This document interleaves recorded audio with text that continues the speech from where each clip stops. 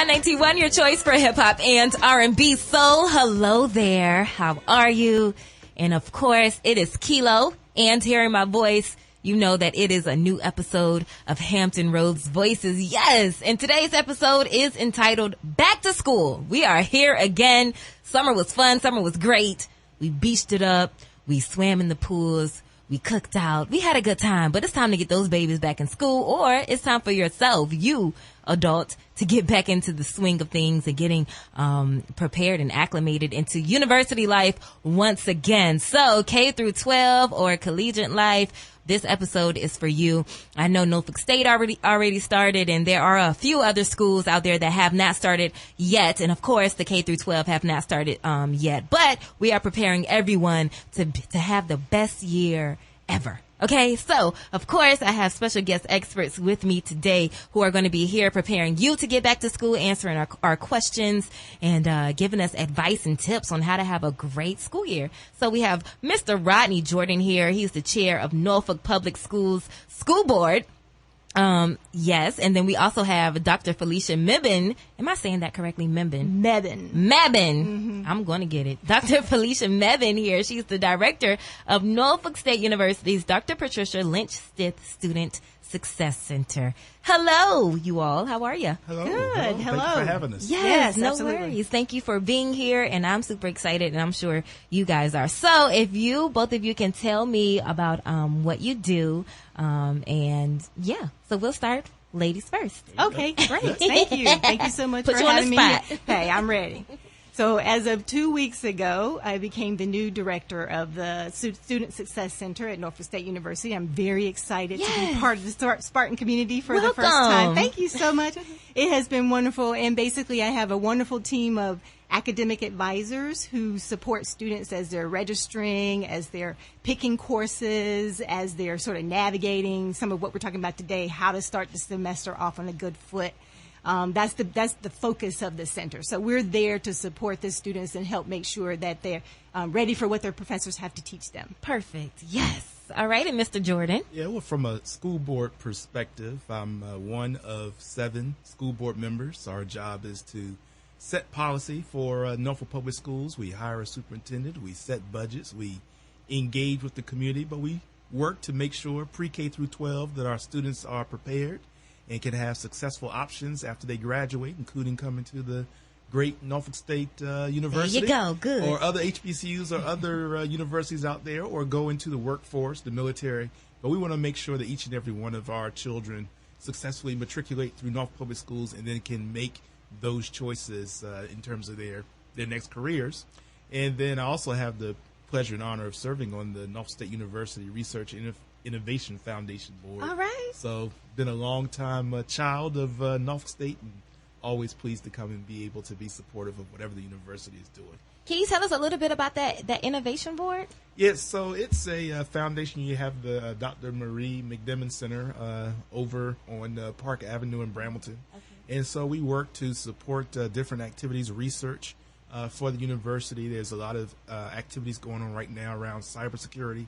So part of our role is to help bring resources together to provide more opportunities for students, and for that matter also entrepreneurs. You know, you have a lot of students here, a lot of faculty who are involved with research and being able to look at different patents or intellectual property they may come up with.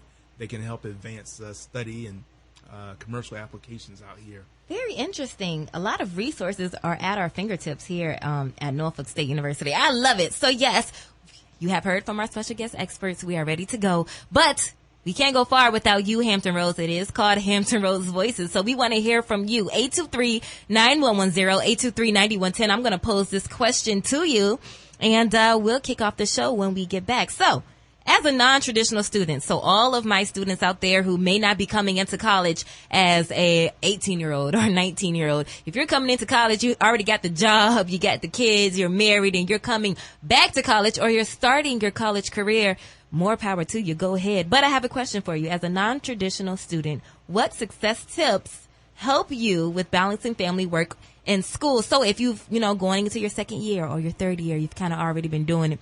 I want to know some success tips so that you can help the new students that are coming in. All right. 823-9110, 823-9110, or use the hashtag HRV on Facebook and Twitter. When we get back, we're going to dive more into this conversation. It's Hampton Roads Voices Back to School on Hot 91. Hot 91, your choice for hip hop and R&B soul.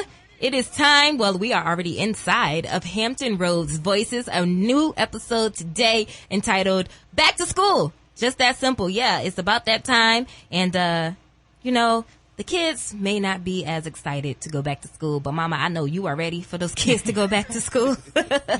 And we are here to prepare you, to prepare them to get back to school. Or, you know, new freshmen, this is a scary time. You just graduated high school a few months ago and you don't really know what to expect. We are here to tell you what to expect for your university experience. Or grad student, you know, you've been through the undergrad experience, but you know grad school is a whole nother monster and you need some help and all that good stuff. Every single student going back to school, we are here to help. So like I said before, we have special guest experts here, Mr. Rodney Jordan, the chairman of Norfolk Public School Board, and also Dr. Felicia Mebane, director of NSU's Dr. Patricia Lynch Stith Student Success Center. So from now on out, I'm just going to say NSU's Student Success Center. All right.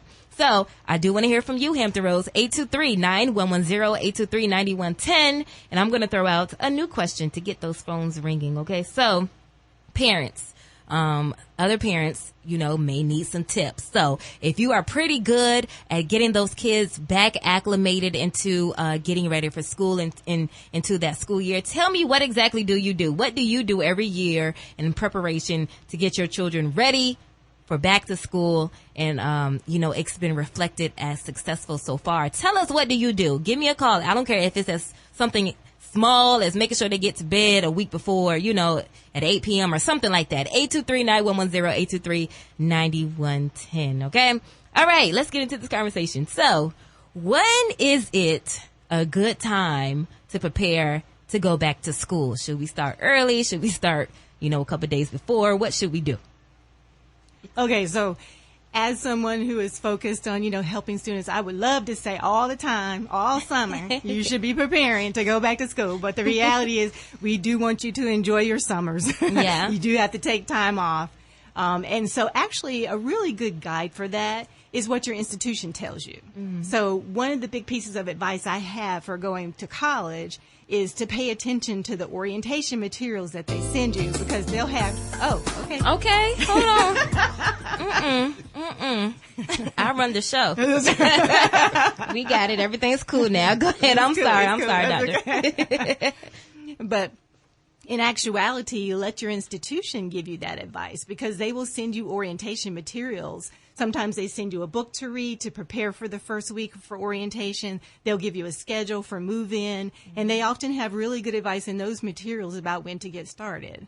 And so other than generally, I mean, you've already applied, you've already done your research about the institution, so you're excited. You probably have some idea about what's going to happen. And so if you pay attention to the emails that they send you and the materials that they send you, that'll get you started. As soon as you start to get the emails and the contact, then you'll know it's time to start thinking about the transition. Time to start. Time to start. What would you say, Mr. Jordan? Well, I'll speak to it from a couple of perspectives. I have two daughters. Both are in university. One's in Richmond. One's here at NSU. And so I think, you know, Dr. Stith is right on. Dr. Stith, I'm sorry. No, that's okay. You thinking about that? That's right. You can name in there, but is right on point. But I will also say, from a K-12 perspective, you know, oftentimes we talk about learning as though it's just about reading a book.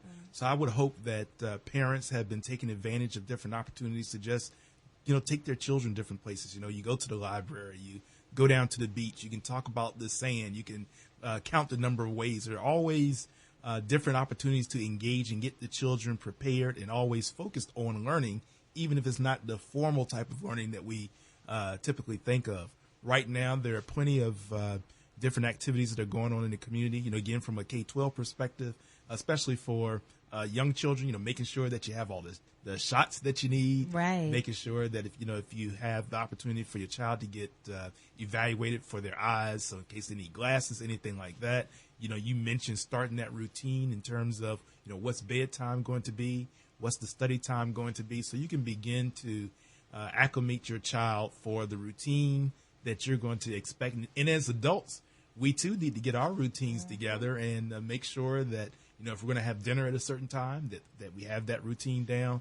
And then we also begin to set our own schedules so that we can talk to our children about what they've done at school that particular day and be prepared to help them with the homework.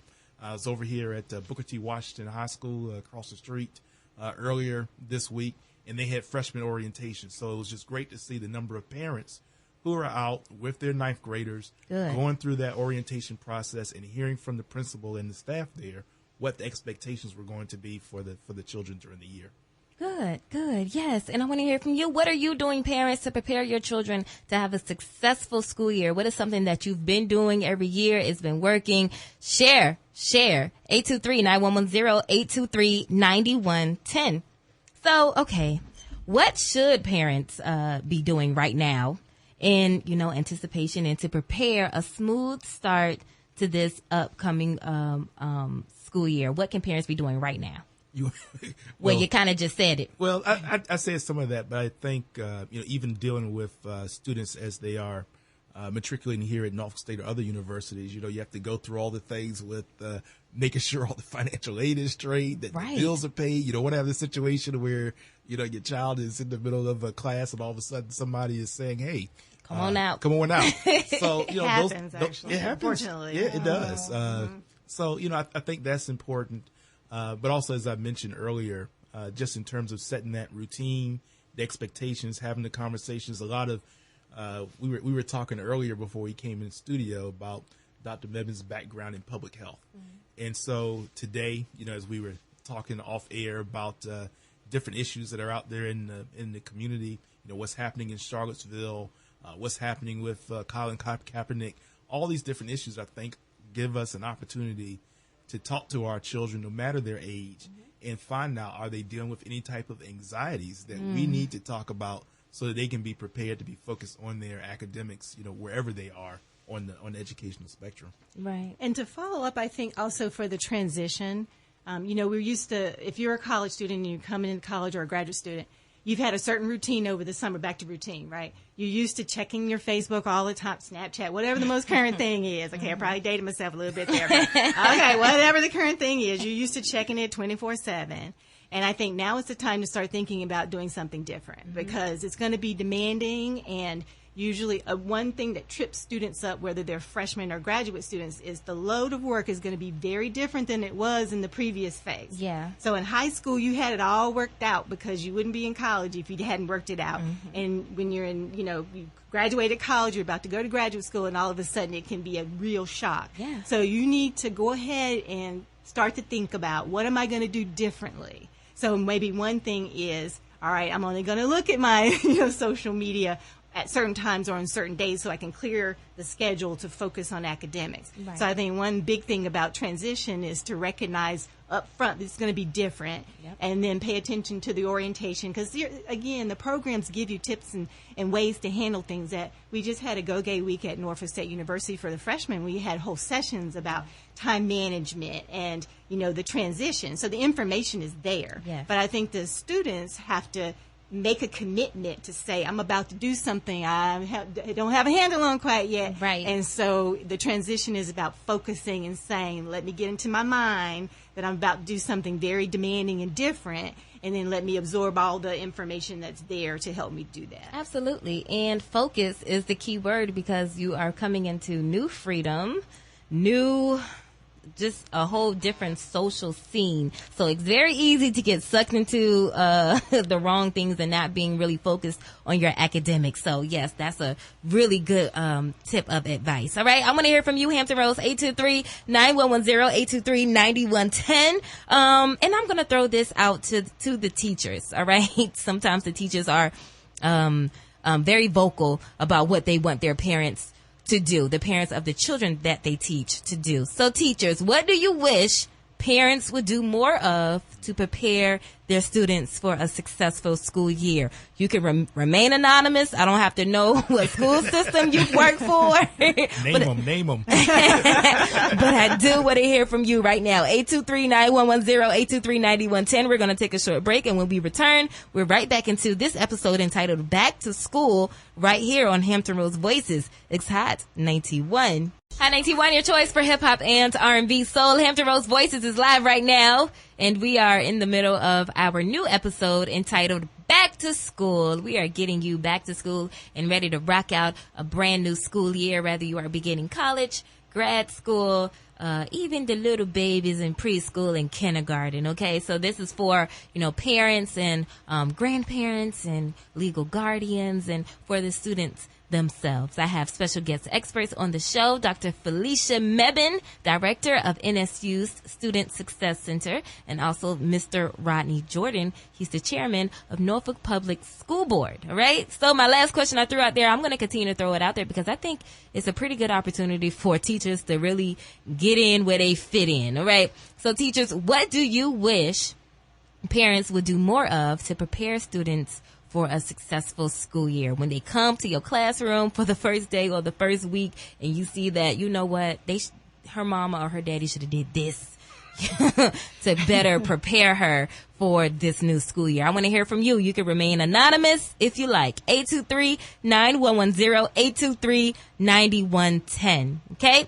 All right, so let's hop back into this conversation, you guys. So, it's a lot of academic milestones all around us, all right? So, some people are, starting kindergarten and preschool, like I said, the babies, and then other kids are going from middle school to high school, or going from 5th grade to middle school and all that stuff. So, let's work our way up, all right? How can parents prepare, or what can they expect starting their children in a real learning environment like kindergarten or preschool?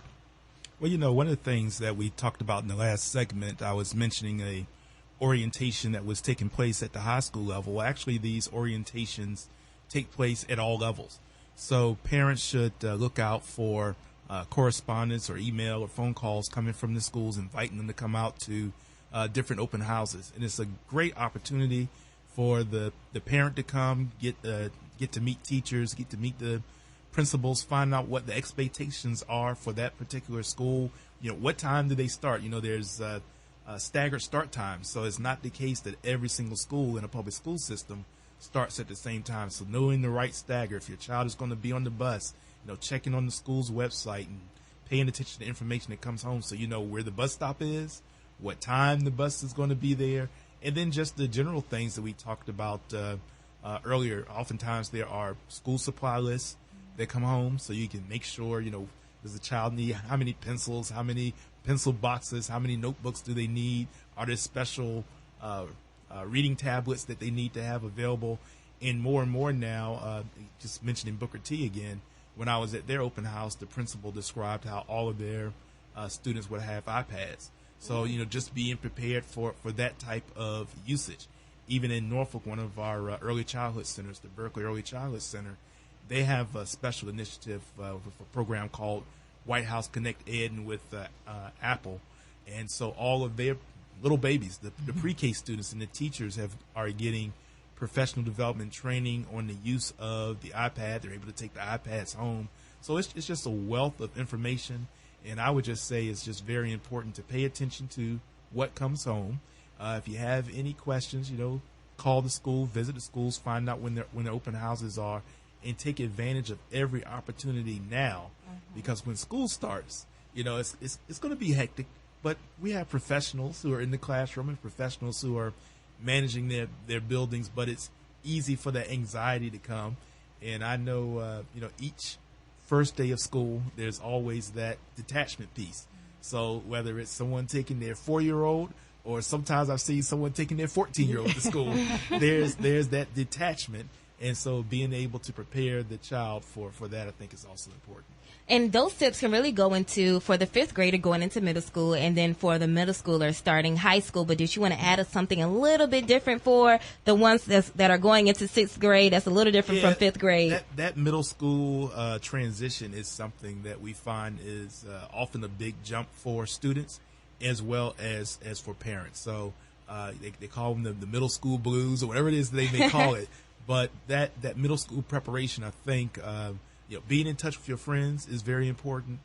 Being prepared to make that transition. Oftentimes depending upon what your experience was at elementary school, changing classes, they actually practice that oftentimes in elementary school. Yeah. So, but that middle school time when all the hormones are hitting and all of that. So not only does the child need to be prepared and get comfortable with that experience, but the parent, again, I think can play a very important role. And when I say parent, I'm meaning the parent in the home, but also the church, the guardian, there's a lot of community organizations. We really do have individuals who are stepping up as part of that village. So I think just being supportive, especially that first week, somebody's going to miss the bus. Yeah. Somebody's going to go to the wrong class. It's okay. And so I think as adults, how we react to that can have a lot of impact and influence on the child's comfort level and building their own confidence up with what they're going to experience at middle school. Yes, and the same for high school. You wanted to add, Dr. Yeah, so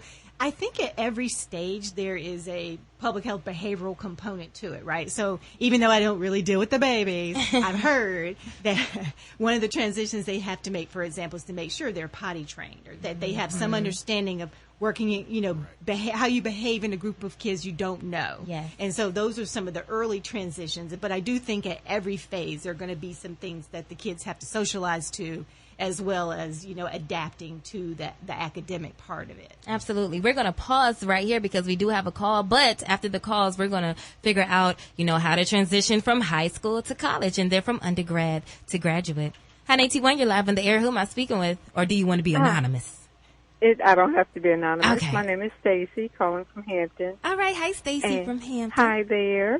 I am still an educator, but not in the classroom anymore. Okay. But one of the things for me that was key is having parents who were prepared. And I think you guys have already hit on those things. If parents were proactive about preparing for the school year in terms of planning bedtime, planning early morning routines, planning pickup routines, scheduling time for homework, and just thinking about those things and being consistent, because our children are going to do what we show them. And so if we're kind of lax about homework times and reading the materials and information that comes home from the school, then the children are going to be too. So for me, a prepared parent was almost automatically a prepared student. Awesome. Thank you for your comment. Yeah, and I think that's a good point. Dr. Mebane was saying earlier about social media.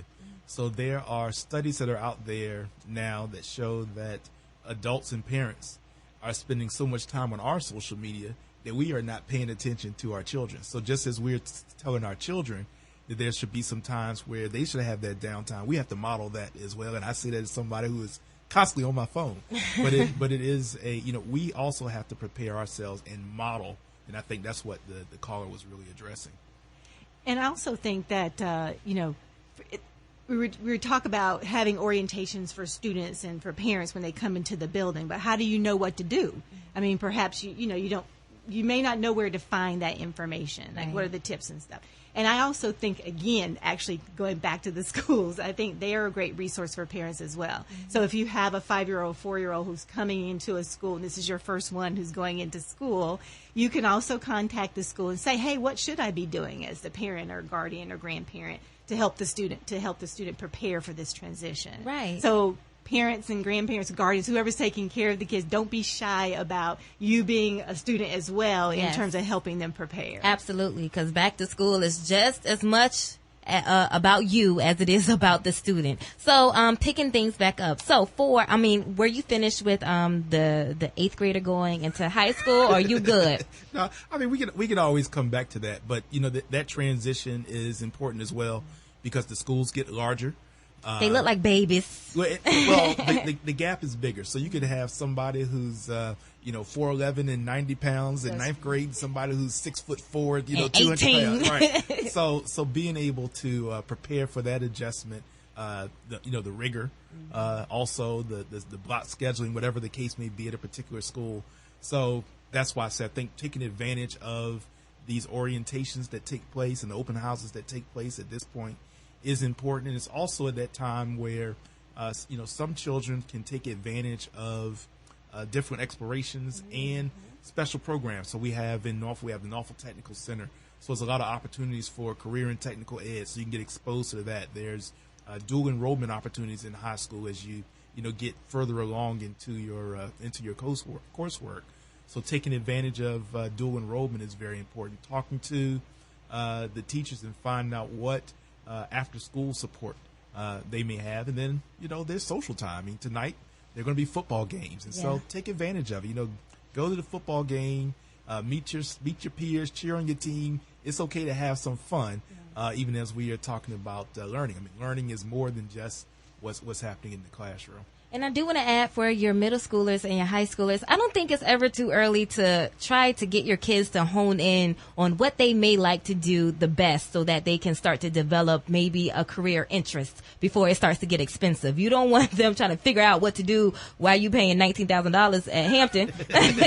19? I wish it was only 19. Oh, I wouldn't know. I'm an alum of NSU, but I'm saying, as you're paying for the food and the tuition and all that stuff, and they keep switching majors and all that stuff. You want to hone in. That's what high school is all about, and now they're adding that to middle school. I think you said. Yeah, but that's where the career exploration is important, because I think the more opportunity you get to be exposed, I hear what you're saying in terms of narrowing down, but I also think it's important that you have as much exposure to different opportunities, because we all know, even when you get to the university level, people are going to, change. It would be my preference that Yeah, that's true.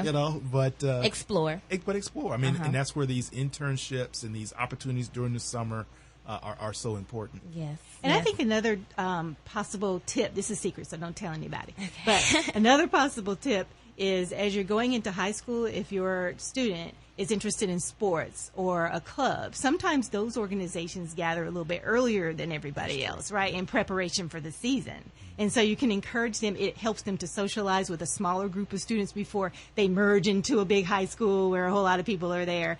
And so that's another thing. If they're not involved in sports and might be interested or have some other club interest that has an earlier report time or, allows them to socialize, that's another way to help make that transition between junior high school and high school. Yeah. Yes. I want to hear from you, my non-traditional students. If you have any questions on, I'm getting back into the school thing. It's been about 10 years. I got 3 kids. How can I really get acclimated into juggling, being a mother, being a full-time worker, and being a student as well? Give us a call, 823-9110.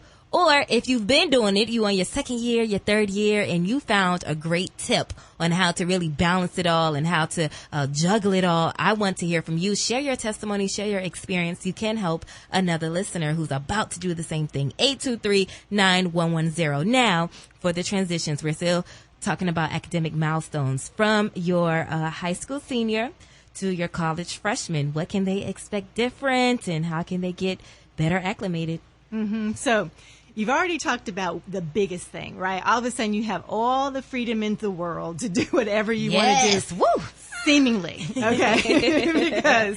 because in fact, the reason that you're there is to earn the degree. That's right. So it seems as though, especially the first few weeks when you don't have you're just starting your classes, your assignments may not have kicked in quite yet, and your parents aren't there, your guardians or whatever, not there, you're looking over your shoulder to make sure you're doing what you're doing. And so that's one of the biggest transitions, is that now you're going to have to take responsibility for getting yourself where you need to be. Mm-hmm. And so one of the tips for that is just the easiest thing that I know people have been told over and over again, and probably your parents helped you do it, and now you have to pick it up on your own, and that's scheduling. Yes. You need to plan. I remember back in the day before we had the iPhones and all of that, I had my piece of paper, and every semester I would map out Monday, Tuesday, Wednesday, Thursday, 8 to 9, 9 to 10, and then block out where I was supposed to be, including my study time, including my social time, so I could see, am I giving myself enough time to do the studying? Am I scheduling myself in a way that I can support? And so one of the biggest tips is to do, that management. And you can use the apps, use whatever, Trello, whatever the apps are that help you to keep track of assignments and all of that. So that's one of the biggest things, is that you're going to have freedom, so it's up to you to have the discipline to keep yourself focused, which you already mentioned. The other thing is there is going to be a significant difference in the level of what they expect you to do. The academics is different. Yeah. Mm-hmm. And so now you're taking a different level of chemistry. Now you're taking a different level of history. Now you're taking a different level of English. And that might hit some people really hard. Mm-hmm. And so my biggest tip about that, the two tips. One is go to class. And again, back to you have the freedom, but if you've made the investment to be there and your end goal is to step out with a degree so that you can have the career you want, make the commitment to go to class, especially the first semester. Mm-hmm. Well, all the time, let me just say that. But it's especially critical until you get the hang of things and know sort of what your limits are, what loads you can have. And that seems so simple, but it is so true. If you go to every class your first semester, you're doing what you have to do, that, you know, a big part of what you have to do. Right. So it's going to be more demanding than you anticipate. So you need to schedule yourself to help, you know, and, you know, to help plan, to help make sure you go to office hours when you need to, and make sure, you know, you're getting the assistance that you need. And then you also want to, stay disciplined and focused. Mm-hmm. So just go to class, do everything that you're asked to do, especially for the first semester. Right. And then you can figure out sort of where the, you know, if you need to make adjustments. Exactly. And I would just add, you know, just as who you hang with is important, no matter where you are. Talk about it. It's also true in, you know, in the university setting. So, you know, not that my daughter's paying any attention to me, but, you know, I always try to tell her, so if you have a significant other, try to find somebody that goes to the library and studies and is focused, so that at least you all, you know, you can have your social time, but you also are doing your study time. That's right. Together. So that's important, because very easily you can be a part of the group that's always out partying, not going to class and so forth. And before you know it, you know, you're behind. You lost track. So I think it's important, you know, your social group is important. And then I always say, you know, find out who the administrative assistants are, whatever your major, whoever's, you know, the head of the department, the deans, find out who the administrative assistant is, because that individual can give you more support and more guidance and more help than probably anybody else as you matriculate your 4, 5, 6 years, whatever it may be, in the university. Absolutely. And they're waiting to meet you. And I know, I can only speak from an HBCU point, but you know, those feels like your aunties and your uncles, you know, come on in here and sit down. I ain't see you in a long time. Are you doing your work? You know, it's family. So you go knock on their doors, your academic advisors, not only when it's time to get into those classes, but, you know, just to give them an update, and, they can really give you, a perspective, not only academically, but from, you know, getting acclimated on campus, even as a junior or a senior, you know. Yeah, so definitely that support system is also out in centers like the Student Success Center at Norfolk State University. So just as you said, the advisors, they're there because they're passionate about helping students, so take advantage. So that's another tip. It's like, don't be shy. Don't be shy. You don't want to wait until halfway through the semester to say, oops, I need some help. Mm-hmm. So after your first assignment, if you didn't get the grade you wanted to get, then you need to reach out and get resources. And don't be shy about asking the people who are around you, the academic advisors, the program directors, you know, for the assistance that you need. The other tip that I often give students coming into college is, again, in high school, to get into college, you had it all mapped out. So you were student body president, and you were a cheerleader, and you played football, and you were in the band, and and you did this combination of things. You had it all worked out, and you were you know, doing stuff every hour of the day.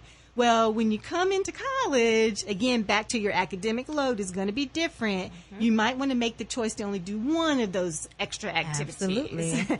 And then once you, again, have your feet under you, then you can layer on these other things that you're interested in. So I think another dynamic that happens is students get so excited about all the different things that they can do that they go out and overcommit themselves, and then the academics falls to the side. So you have to flip that around. The academics has to always be your main focus. First. And I think, again, if you set that tone in the first semester, then you can layer on the other, you know, types of the leadership opportunities and the other things that you want to do. Okay, and last but not least, the undergrad student to the graduate student. Now we go into a whole another different domain here. What is going to be different, first of all, and how can they get, you know, ready for it? Get ready. So, okay. So I have experience working with master's students and doctoral students in public health at UNC Chapel Hill. Okay. And also Harvard University. Oh, So yes. I've worked with some of the best students, which is really awesome. And I think one of the biggest shocks that graduate students have is, again, you think, oh, college, it was so hard. The reading load that you have in graduate school is going to be like nothing you've ever dealt with before. However, the strategy can also be different, right? So at that point, talking about developmental stages, we expect you to be a grown person because you have graduated college, and typically graduate students might have 1 or 2 or more years of experience. So we're not giving you tips because we think you've figured that out. So we expect you to be responsible and manage the load. But also the expectations are that you're there because you want to have a career that you've chosen. So you're getting a master's degree in health policy because you know you want to do analytical work around Medicare, Medicaid insurance, or whatever. And so we're throwing lots of information at you because you need that information, but you have to sort of strategically think about what's my main focus. So, for example, I used to teach a class in health policy and politics that was required, but the large majority of the students weren't going to focus on health policy and politics. So we wanted to give them an understanding of the context. So they might be running a hospital, working in a nursing home, working at, the CDC, but we wanted them to have a context within which they can understand what they were doing. So they're required to take my course. Okay. So one of the first things I would say to them is, look, you're not going to hurt my feelings. You know you need to pass this course because in graduate school at UNC, it's not an ABCD 90%. Right. It's pass, high pass. And a very small percentage of students get a high pass. It is perfectly acceptable to get a P, is what we used to say. Right, okay. And so if you know that politics is not your area, but you need to pass because you want the information, you need the information, I said, make a decision. Be strategic. It's not going to hurt my feelings. If you want to do pass level work, that is fine. Okay. Because you need to get the information if you're going to be a hospital administrator about finance and HR and operations. That's where you should be getting your H's. Right. And so it's a very different approach because it is more pragmatic. It's more really about you have made now a really strong commitment. You know what you want to do. And so it's up to you to decide you can't decide 100% because we've laid out what we expect to earn the degree. Right. But you can be strategic about where you put your focus. Yeah. Which is different from college. Yeah. You have a little less flexibility about that type of thing in college. Yeah. But by then, you're in charge of it because you want to be there. You don't have to go to graduate school. You want to be there. Yeah. And so the two biggest things, again, is the load is going to be different, so you're going to have to manage it. But part of managing it is being strategic about where you really need to put the high effort and where you need to get the basic information in order to have a well-rounded education in that area. Very interesting. So it really is grown people school. Exactly. Exactly. Okay. Right. Alrighty. So this is Hampton Rose Voices. We are talking about going back to school on all levels. Okay. So whether you are a parent, guardian, grandparent, what have you, of a little baby going into kindergarten or preschool, or you are a grown person, just came out of undergrad and you're going into graduate school, we are here to help you on how to start a successful school year. And I want to hear from you. 823-9110, 823-9110. If you have any questions about how you can have a great school year, how you can get your baby to have a great school year, or if you are a teacher, an educator, and you want to give some tips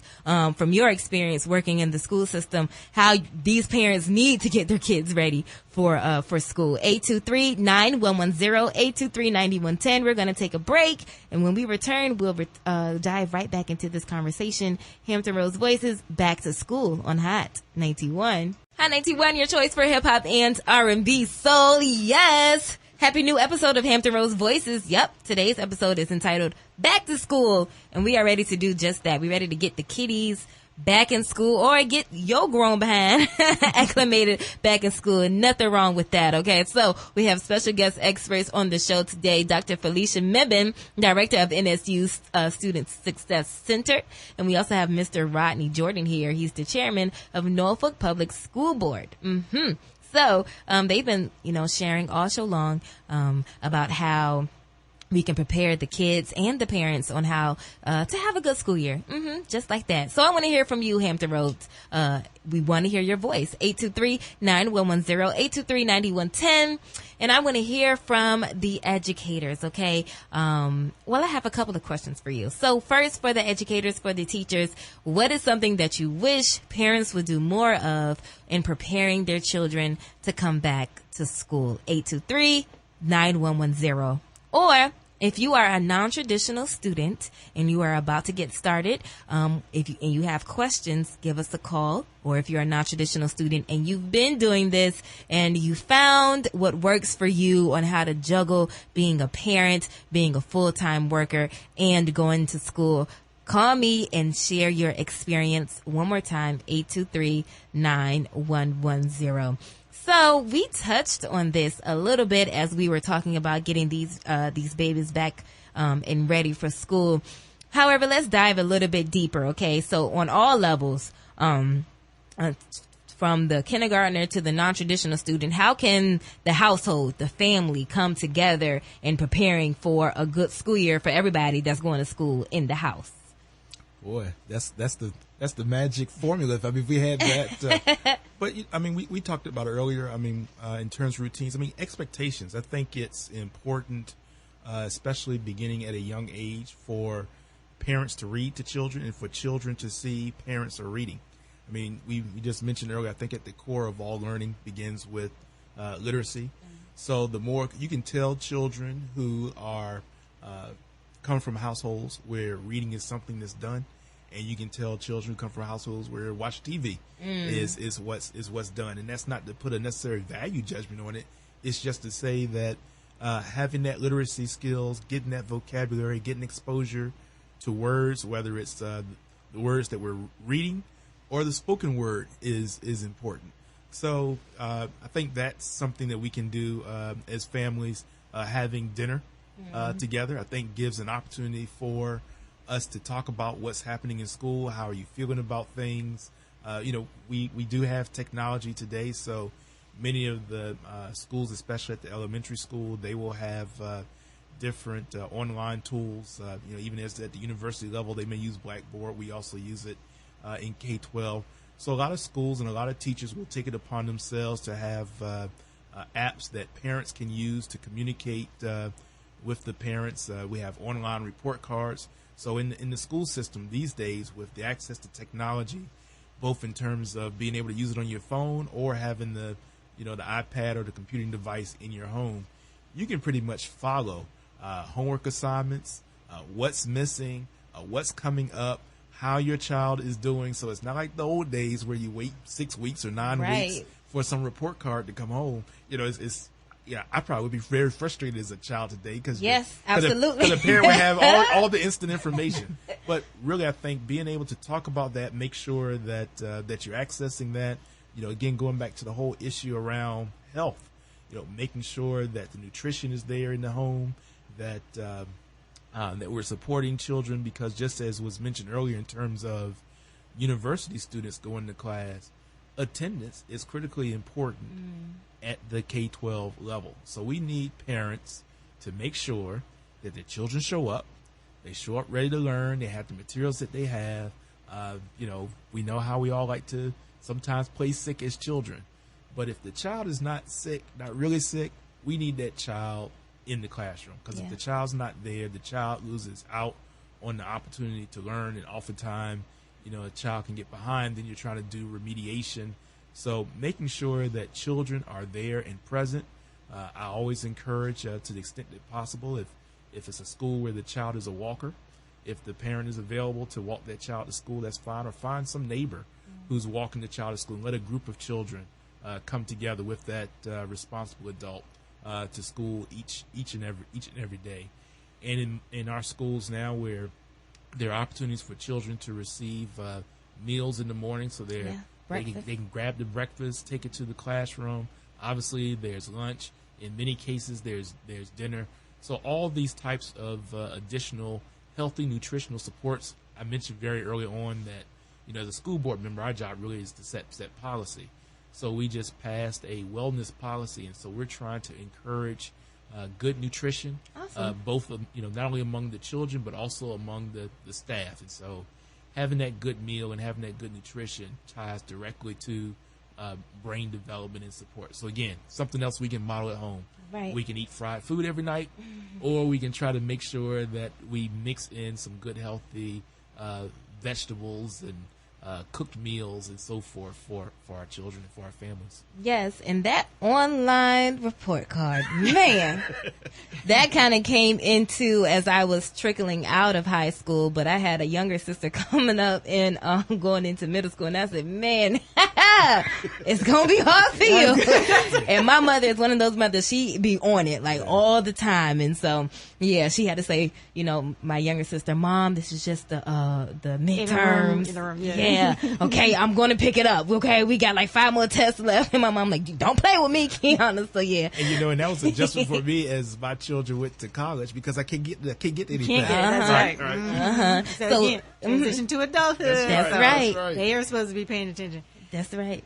But so we'll take a quick pause because we have a call and I don't want to keep them waiting. But after this call, Dr. Mebane is going to let us know how the family all together can get ready for that college student, that non-traditional college student, and so forth. Hi, Nate1, you're live on the air. Who am I speaking with? Maya. Hi, Maya. Hi. What's your comment, question, or concern? Mine is that, I'm a college student and I'm a parent, and he said, how do we juggle it all? Well, I work at night. Okay. I work overnight. I go to school in the morning. Well, half the day, like 5 sometimes. And then I probably have like an hour or 2 to sleep and then go to work. But it's hard, but at the same time, it's easy. Because once you got it all down packed, I'm only 22. I got my degree in early childhood education. Hey, more power to you. Congratulations. Yeah, we need to applaud you. Yeah. Yes. And I'm almost done with nursing or whatever. I'll be done in May with nursing. I'm going to school for business and management. I'm going to double major. Okay. Go ahead, girl. Yeah, I just want to show my kids that, anything is possible. But it is really hard because, juggling all them classes and everything else and then working 40 hours a week. And that's really hard to manage. But it's just like, as long as you got the time for it and everything will work out. And, your priorities and everything is in order. And, you got goals. So if you had a tip of advice to give to, the next young mother who's about to start school or she's going through school, what would it be? My advice would be only handle what you can juggle or juggle what you can handle.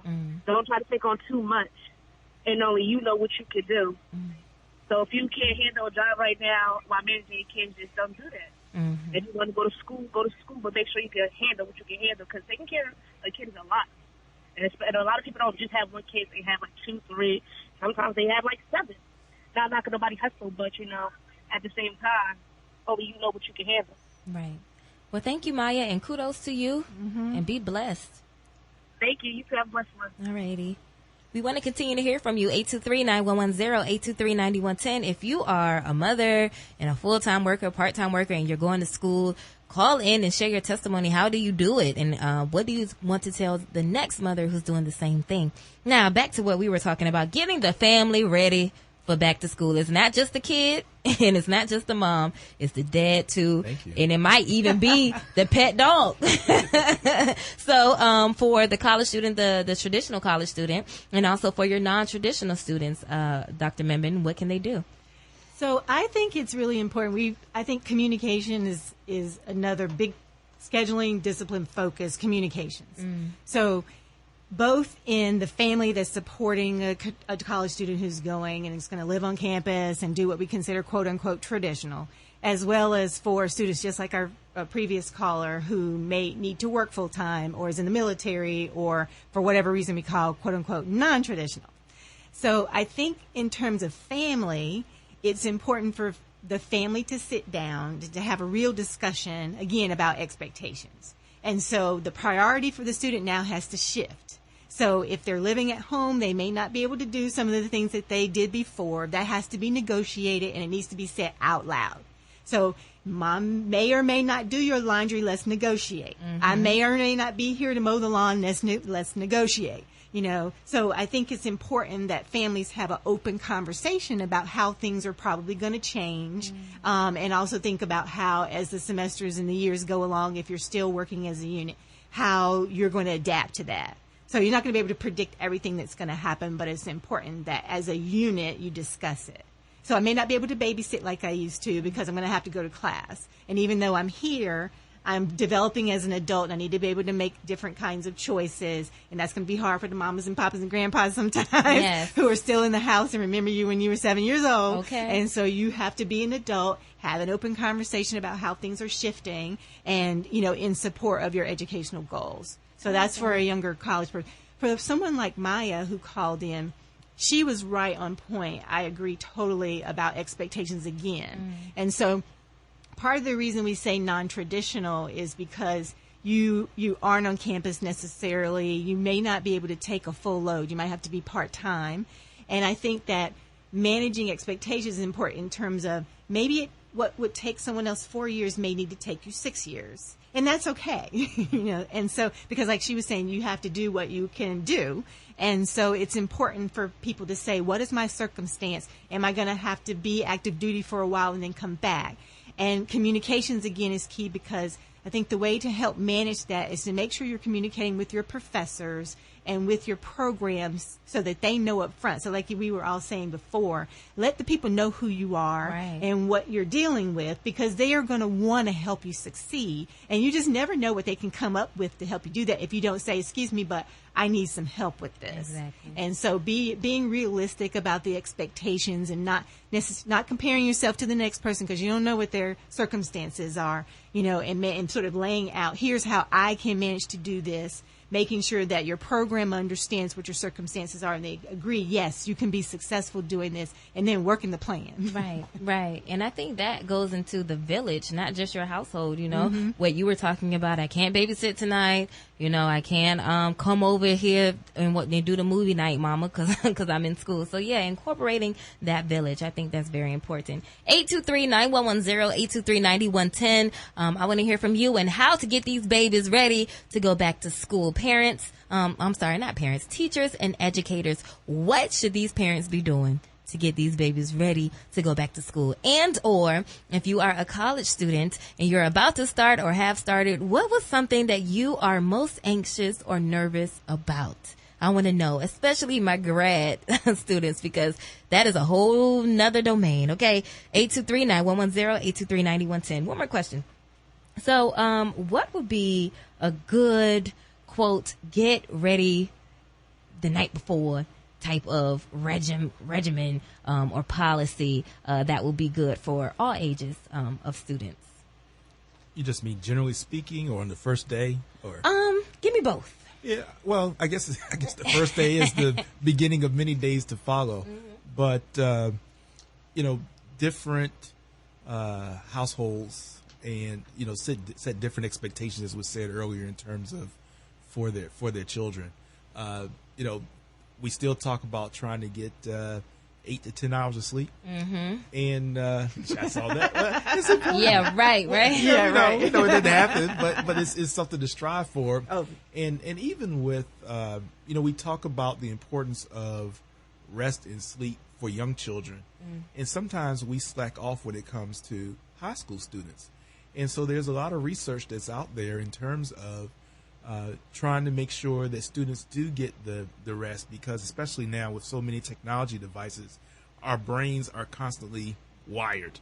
And so taking that time, setting that routine, whether it's going to be, talking about early students, whether bedtime is going to be 7, 8 o'clock, whatever it's going to be, but if you're going to take your bath at night or brush your teeth. But I think having that routine is very important, and especially in the morning time. Yeah. Because, depending upon, like was said earlier, you could have one child or you could have multiple children at different ages, different stages, catching buses at different times. So, that management in and of itself is important. But even as I said earlier, that at our schools that, breakfast is provided, I still think it's important, to the extent that you can, try to make sure the child leaves home with something in the stomach. Yeah. Hopefully something healthy, but it could be an apple, could be toast. It could be something. So, getting up early enough, making sure that the clothes are ready, making sure that the right books for the particular day are there. And that goes for students at all levels, because sometimes they may take different classes on different days. In elementary school, oftentimes the teachers will send home a sheet, even if it's just, dealing with behavior, just you initial it and you send it back. And so that way the teacher knows that there's some engagement going on in the home. But having those routines are important. As adults, again, we have to adjust. So what we may listen to, what we may watch, how late we watch it, how late we listen to it, we have to be willing to make sacrifices for the best interest of our children. Right. So if we have disorder and chaos going on, then we're passing that disorder and chaos onto our children. Even though we know children are resilient and we may not see it, it does have an impact. So we have to be mindful of what we're watching, who we have in our house. Oh yeah. What types of conversations we're having. The old school used to be you would send the Yes. children out the room. They don't do We're that. gonna have Phone adult talk, right? conversation. Yeah. Now we tend to engage. At least I think more and more I'm seeing. Yeah. Where we are engaging children in adult conversations, and they're called children for a reason. Mm-hmm. So I think we have to find and negotiate some of the things that we do in our household to try to make sure that we are still recognizing these are young people. Their brains are developing, and we want them to be as successful as possible. So what we put into their bodies and what we put into their minds and what we put into their spirit is extremely important. Absolutely. So the night before policy, the regimen. Yes. So the night before, you will have already, as a college student, gone to your classrooms, walk it out, right? Go ahead and go and see, here's my schedule, here's where I have to go. Let me just visually figure that out. And as well as graduate school, you're driving to your first class, at least you have the comfort of knowing I physically know where things are. Right.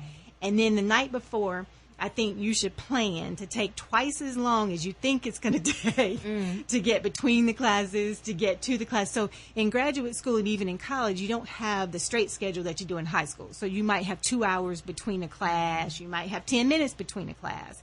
And so you have to work it out, right? So you might have to bring your books for the first 3 classes because you don't have time to go back to your dorm. So I think the night before you will be reviewing your notes where you have already planned how to get where you need to go.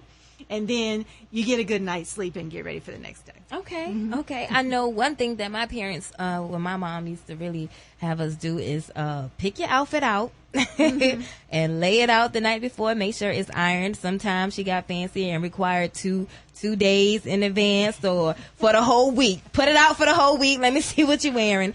She also, made sure that we took a shower before we went to sleep or took a bath before we went to sleep. That cuts time off. And those, pack your lunch, things of that nature that can cut the time off in the morning so that you are focused and you're ready to go and you're not frazzled and running all over the place. And, I take that into my adult life. Let me pick out what I'm going to wear for work in the morning. Let me pack my lunch. Those things are not only getting you ready for a successful school year, but a successful professional life, if you think about it. So, yes, let's keep these calls going. We had one and it dropped, but don't hang up, okay? If you listen to Hampton Rose Voices, you may be on hold for a little bit. No worries. We'll get to you. 823-9110, 823-9110. We are talking about going back to school. If you are a non-traditional student, you are a mother, you are a father, you are a grandparent who has legal custody, and you going back to school after so many years, and you have mastered it. You got it down packed, and you're wrapping up your second year, going into your second year, or going into your third year.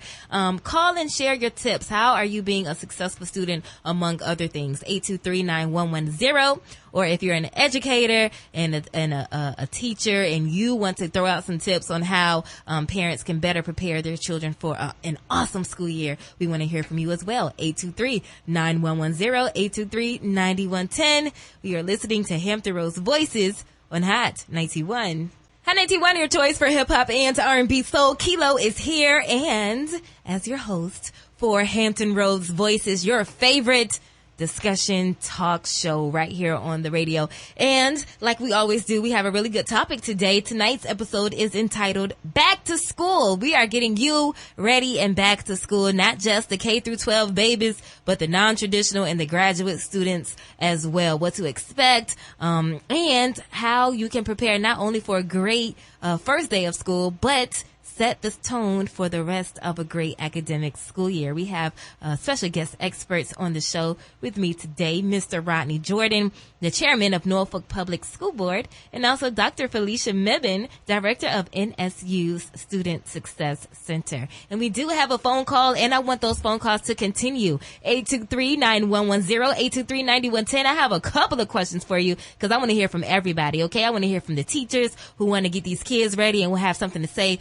to these parents. I want to hear from the non-traditional students who have some success tips that have helped them and they want to help others. And I want to hear from the parents and the guardians who have successfully gotten children ready every single year for so many years, and their back to schools and their academic years have been successful, and they want to share with other parents as well.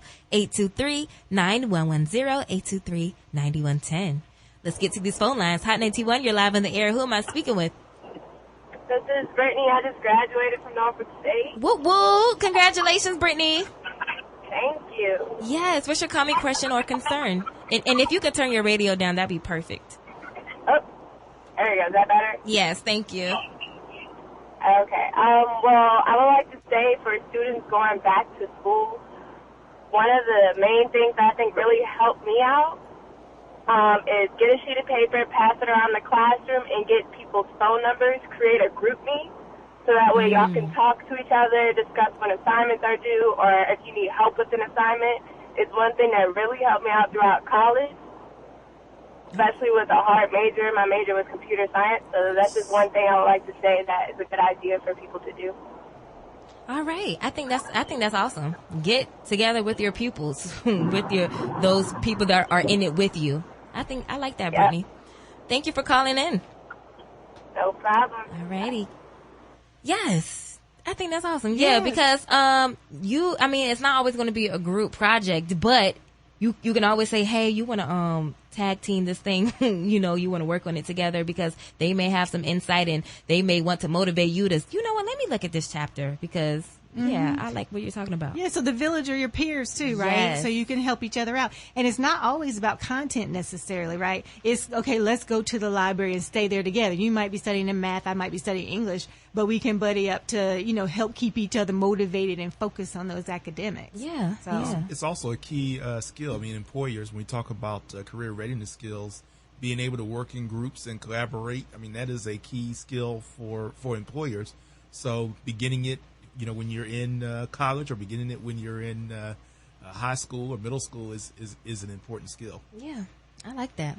Okay, so before we got off air, we were kind of talking about getting ready the night before. What's a good night before regimen? And we kind of touched on laying those clothes out. Now dress code. Okay, let's get into the dress code. We have a lot of fashionable pieces out there, and we kind of want our kids to look the best, and we want to look the best too for the first day of school. But we'll throw this question to Mr. Jordan first.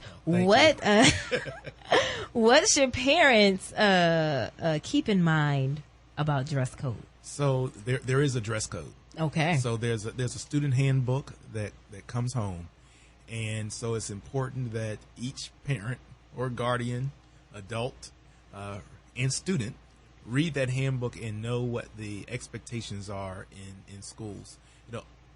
Oftentimes things are a little flexible. Ironically, there was a story I read today where some principal, I think down in Florida, may have made some statement to the children that if you came in and you were wearing tights, you could, if you were a size 0 or a size 2, it was okay, but if you weren't, it wasn't okay, and it created this big controversy, obviously. So, but I think just knowing the dress code, expectations, some schools have uniforms, so, knowing what the uniform is important. But we are also trying to prepare children in K-12, especially as they go towards high school, for college and career readiness. So dress is important. We also want people to have the freedom to express themselves as we all want to do. But what you don't want to happen is you get up in the morning, you put on your outfit, you get on the bus, you arrive at school, and the principal sees you walking in the door and calls you over, and the next thing you know, you have an issue. So I think knowing that dress code is very important, and following it is important. We've had situations, I know since I've been on the school board, where students have felt that the dress code was too restrictive. They petitioned the school board. Oh. So as a student, you have a right to voice your concerns and to see if there are ways, because oftentimes, my generation may think very differently than some other generations. And so we have to be able to listen to what all of our constituents are saying. But ultimately, what it's really about is to make sure that you have a professional learning environment. And believe it or not, not only is there a dress code for the students, there's also a dress code for staff. Well, there you go. And I was just at new teacher orientation, and the director of human resources was explaining to the teachers why it was important that they recognize that they too have a dress code and what types of expectations they set for the students. If you were a teacher, I mean, you look young enough that you are young enough that if you were teaching high school, the student may have a difficulty seeing the difference between you and themselves. And so that dress code and how you dress professionally sets you apart in the classroom, and it helps to establish that order of things. Yes. Now, college, okay? College. Let's go there. We are grown people. These used to be high school freshmen are now high school seniors are now college freshmen. And so they feel as though they can wear whatever they want. We all grown. Does universities actually have a dress code, Dr. Mebane?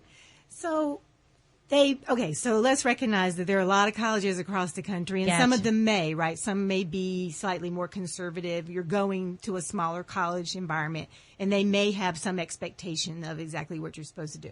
But a lot of colleges don't have a formal dress code, but don't get it twisted. There is one. And so college, of the groups that we're talking about, right, is that big transition from, even though you're 18, you're still, you're young, you haven't taken responsibility. All of a sudden you have all of this responsibility, but you may not know what to do with all of that. By the time you graduate from college, we have an expectation that you're going to be a professional, right? Because you're getting that degree because both you're learning about the world, you get a good, broad education, but you're also supposed to be preparing yourself for the next phase, which is to be a professional, to have a career, and or for graduate school. And so the expectation is that you are establishing yourself as a professional, as a college student. So you should go ahead and start thinking, how should I be presenting myself to get that internship, to get that research assistantship on campus, to get that teaching assistantship, to get that job.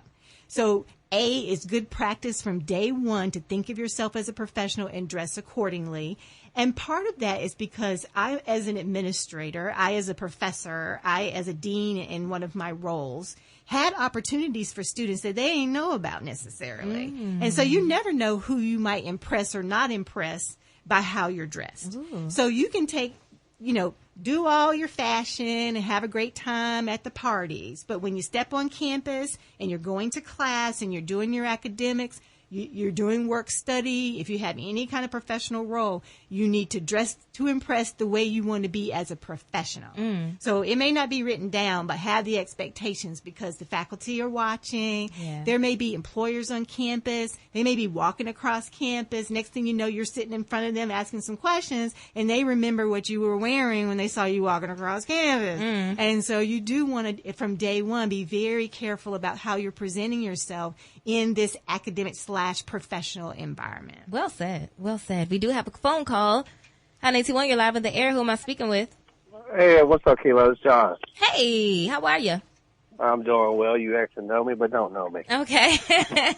I'm that friend of Doug. Oh, okay. In the studio sometimes. Well, if you're a friend of Doug, you're a friend of mine. How you doing? Yes. I'm actually calling in because you're talking about non-traditional students returning back. And I came back to NSU after 20 years and just graduated back in May. Congratulations. And now preparing to go on to grad school.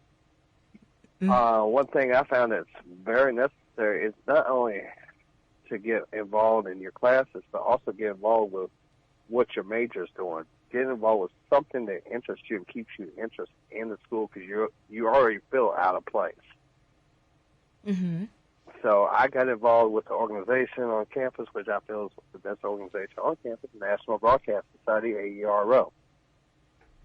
And it kept me so motivated to do the best that I could in every one of my classes and to meet the students much younger than myself who helped me along my way. Where technology is very crucial in our majors, they knew about computers way before coming to school. Myself, I come back after 20 years, I'm going, oh, wow, what is this? Mm-hmm. So get involved with the students as a non-traditional. That will actually help keep you motivated. And you know what? They're the quote-unquote younger folks or the younger students, they may have a different perspective on how to obtain the information and things of that nature. So I always remember when I was back in school, there was at least one or two non-traditional students, who were doing what you did, John, coming around and say, hey, what did you guys think about the lecture and things of that nature? And even what they interpreted helped me out in my thinking. So, yeah, I think that's a great idea. And like you said, I'll always ask them questions. Mm-hmm. Where a lot of students might be scared to ask a question. I'm an old business. I own my own business for years. So I believe the only dumb question is the one that's not asked. Yes, sir. That's right. So asking questions, getting involved is so crucial for a non-traditional student. Yeah. There you go. Well, thank you, John. I really appreciate your perspective. I appreciate Khilo. Keep doing the good work. I appreciate that. Have a good weekend. You too. So we're going to take a quick break, but I want those calls to continue, okay? 823-9110, 823-9110. Back to school. Non-traditional students, my parents, my teachers, my educators. What kind of tips can you throw out there to help better prepare other folks on how to have a great school year or their children to have a great school year? 823-9110, 823-9110. Keep it locked right here. It's Hampton Roads Voices on Hot 91. Hot 91, your choice for hip hop and R&B soul. Tonight's episode is entitled Back to School, and you are listening to Hampton Roads Voices. Yes, the show that allows the communities to have their voice. And also we are helping the community with getting this information out. Okay, so we have special guest experts on tonight, Mr. Rodney Jordan, chairman of Norfolk Public School Board, and also Dr. Felicia Mebane, director of Norfolk State University Student Success Center. We've been having a great conversation on how to get ready for back to school and start a great school year, and we will continue as we are in the stretch here. All right, so non-traditional students. Okay, so you said something off of the air, and I want you to share. So what are some alterations, some adjustments that the non-traditional student can request from their professors, from their peers, from those around them, so that they too can be involved in some of the collegiate experience, if you will? So following up on the last caller, and he was saying that he got involved in student organizations as a way to connect with the campus and connect with the students. And I think that's a great strategy. So whether you're in an online program, you're commuting, I know one of the challenges is you're not physically on the campus at all times.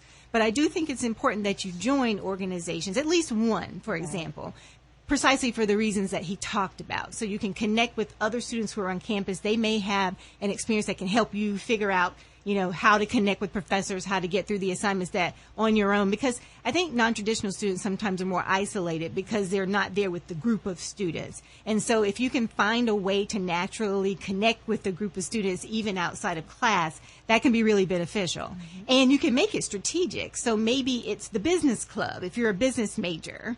So it doesn't have to be, a completely social club. It can be something, just whatever organizational group you're interested in or related to that can let you connect with some students who are in a different circumstance, and then they may be able to help you connect on campus when you're not there. They can help, maybe if you need to pick up something, they can help you get that, or they may get insights in some class that you don't get because you're in an online program and they're not. And so that is a really great strategy. The other thing is don't be shy about letting your professors know if you need something.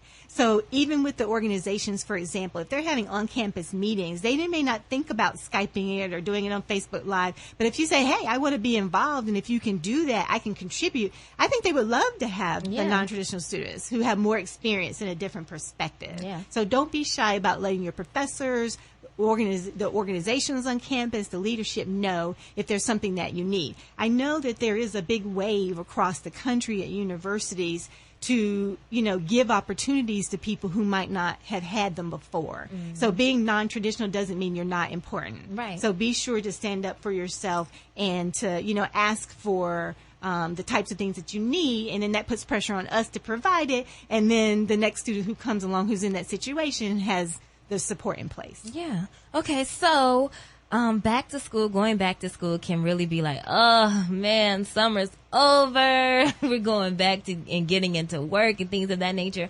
And if you are dwelling on it, the students of all ages, if you're dwelling on that negative mindset, like, oh, going back to school, then you're not going to be ready. So what are some ways for our K through 12 students and our collegiate students, how can they positively reinforce that, school is coming, I'm going to rock it out? I actually think that children get excited about the opportunity to come back to school. No. Sometimes it might be the parents that have a little bit of a lull, but to the extent that that we do find that children are feeling, apprehensive about it, I think as we talked about earlier, that the open houses make a difference. But talk about the social aspect, the fun aspect. I mean, I think as adults, we have to find ways to make sure that children understand that learning can be fun. Yeah. And if it's not fun and exciting, then it's something we need to be doing on the education side so that children don't feel that they're just coming to school and it's, oftentimes people say drill and kill, that all you're doing is getting drill. So we need hands-on opportunities, experiences. Just as we talked about at the college level, there are clubs and ways for children to get engaged. But I think if we set a culture, I'm doing some friends of mine and some colleagues for the past several years, we've been doing a Scholar Arts and Youth Festival. And the whole street festival out on 35th Street is really geared around just celebrating academics in school. So it's not about anything else but just getting an enthusiasm for being back in the classroom setting. So there are a lot of organizations that are doing things like that, and I think we can just set a tone at church, wherever it is that we may worship. There's all kinds of opportunities to just infuse that enthusiasm for learning. And frankly, being here on the campus of a HBCU, that is what has sustained us. Mm-hmm. That is what has produced greatness in this country. And so as far as I'm concerned, we have no choice but to pass on that enthusiasm for learning to our children. I love that. Yeah, I am so glad, because I was going to put a little note to say, let's get the fun back in here, because to me, learning is fun, because my parents were high school teachers, and they sort of made every opportunity to, if I would ask a question, okay, let's explore that. So I think actually I have, curiosity and exploring is I think, can make that experience fun.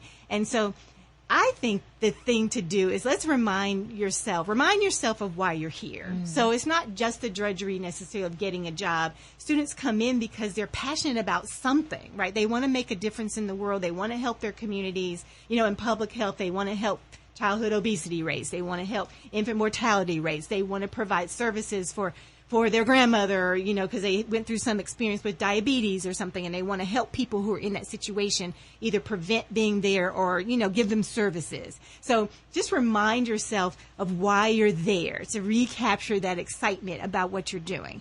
And also, there is also a movement across universities, including at Norfolk State University, around what we call service learning communities. And so there is a big effort to not just have you doing sort of theoretical exercises in class, right? So you might connect a math class with a literature class with the film class and say, here's the problem. In my area, we might say obesity, right? Mm-hmm. We know genetics is involved. We know that people's culture affects that.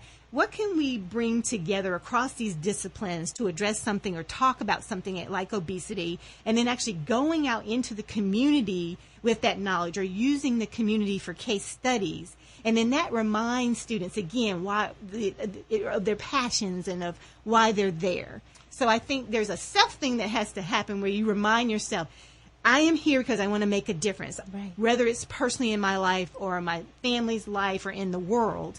And then you can be strategic about that and let the university help remind you of that by taking advantage of learning communities, of learning, classes that take you out into the community and help you practice what you learn, volunteer opportunities, either on campus or in the community, study abroad. Like there are all kinds of ways you can kind of inject some energy into the experience to remind you of all that excitement and passion. And can I piggyback on that real quick? I mean, right here within walking distance of Norfolk State University, there are at least 3 elementary schools, a middle school, and a high school. So there's all kinds of opportunities to connect what you are learning in the classroom and that service learning component and come out into the community. There's civic leagues, there are organizations right here around the campus, there are churches right across the street.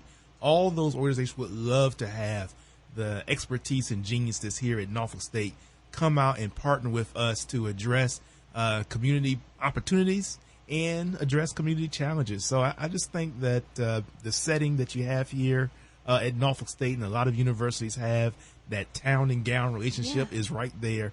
It's so much to learn and there's so much to experience.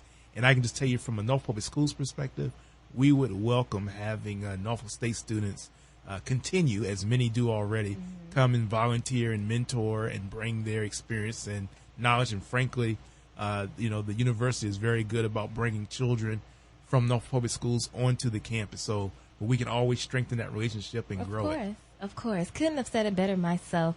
Thank you guys for being here. If you want to throw out some contact information about the organizations that you represent, and also tell me what's next. If you have an event coming up or, what have you, please share with our audience. I'll start with you, Mr. Jordan. Yeah. Well, so I mentioned a moment ago on September 9th, part of a group that's doing a Scholar Arts and Youth Festival on 35th Street. That starts at 11. There's also a wonderful organization right down the street from here called Teens with a Purpose.